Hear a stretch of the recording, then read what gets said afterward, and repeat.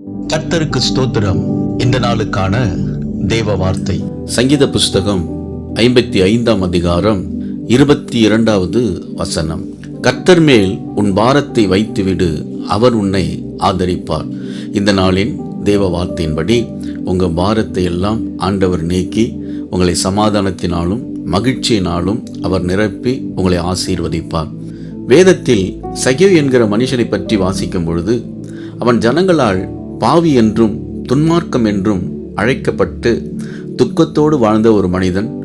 ஆனால் இயேசு கிறிஸ்துவை அந்த மனிதன் சந்தித்த பொழுது அவன் வாழ்க்கையில் சந்தோஷம் வந்தது, மகிழ்ச்சியை அவன் பெற்றுக்கொண்டான்.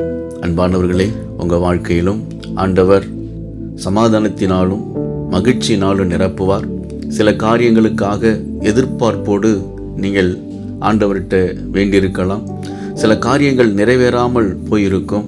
ஆனாலும் வருகிற புதிய ஆண்டில் ஆண்டவர் உங்களுடைய பிரயாசத்தை எல்லாம் அவர் ஆசீர்வதிப்பார்.